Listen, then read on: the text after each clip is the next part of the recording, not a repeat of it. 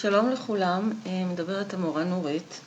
היום אני נכנסתי לכיתה להסביר לכם על האתר שאיתו אתם צריכים לשלוח את עבודת קיץ, אז אני אלך להסביר איך נכנסים לאתר הזה. אנחנו רושמים כאן בחיפוש את שם האתר, ReadWorks.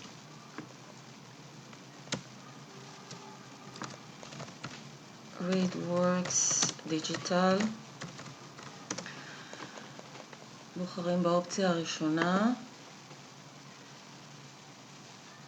כאן אנחנו ניכנס בתור סטודנט, וכמו שאתם רואים כאן כתוב להכניס את קוד הכיתה.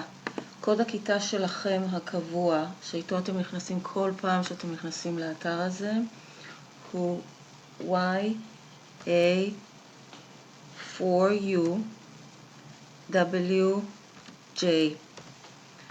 עכשיו אין משמעות לאות גדולה או קטנה, אנחנו נמשיך. כאן אמור להיות לכם שם התלמידים, אני אתקן את זה, כנראה הוא תפס רק את המספר.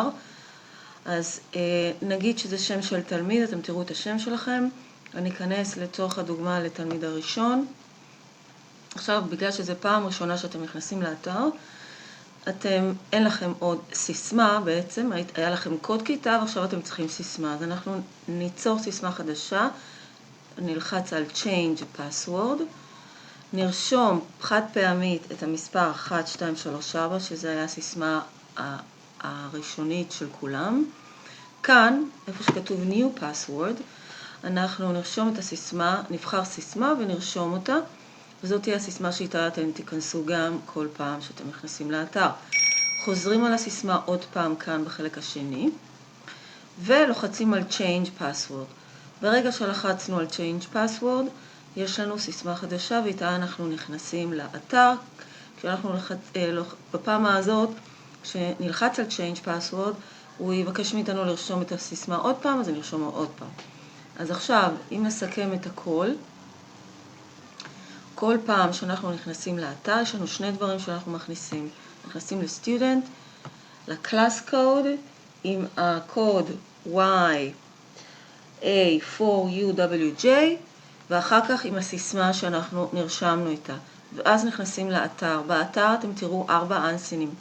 כשאתם לוחצים על אנסין, הראשון למשל, יש לכם לשונית למעלה שכתוב בה שאלות. נכנסים לשאלות וככה כשאתם עונים על השאלות, וזה בעצם התשובות שלכם. ברגע שעניתם ושלחתם, אין לכם עוד הזדמנות לחזור אחורה. זאת אומרת שלפני שאתם שולחים, תוודאו שעניתם בצורה הכי טובה.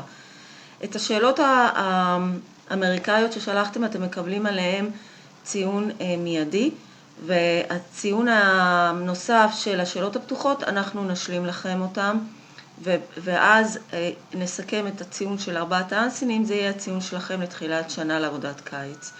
אז שיהיה לכם בהצלחה וקיץ וחופשה נעימה.